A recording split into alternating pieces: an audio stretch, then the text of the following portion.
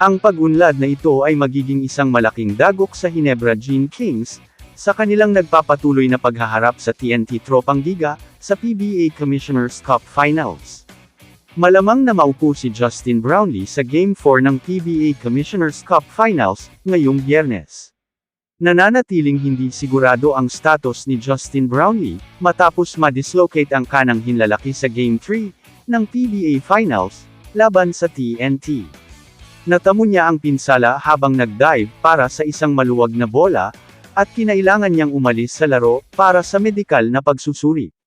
Sa ngayon, ang Ginebra ay naghihintay ng mga update mula sa mga doktor, at ang kanyang availability para sa Game 4 ay hindi pa rin malinaw.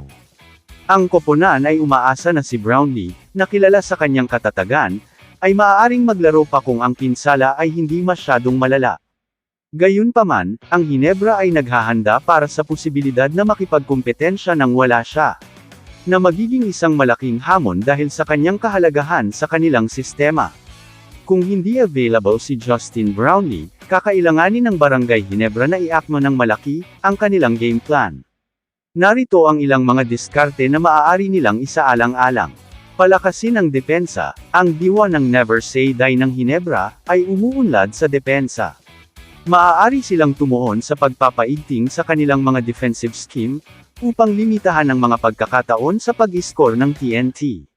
Lalo na mula sa mga pangunahing manlalaro tulad ni Ronde Hollis Jefferson. Step up mula sa mga lokal na manlalaro, ang mga veterano tulad ni Scottie Thompson, Jepeth Aguilar, at Jamie Malonzo, ay kailangang gampanan ang mas mahahalagang tungkulin. Makakatulong ang kanilang karanasan, at versatility na punan ang iniwang kawalan ni Brownlee. Samantala, ipinost lang ito ni Tony Bishop sa kanyang Instagram story, na nagpicture, suot ang Ginebra short jersey. Hindi pa alam kung ano ang mga pagpipilian ng Barangay Ginebra sa ngayon.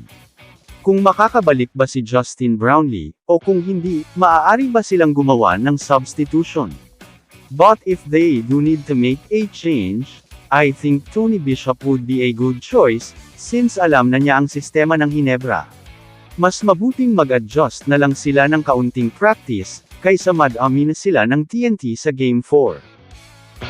Kamusta mga idol? Sports Zone PH para sa sports news and update. Kung bago ka pa lamang dito sa channel ko, pindutin mo na ang subscribe button at notification bell para lagi kang update sa mga sports news.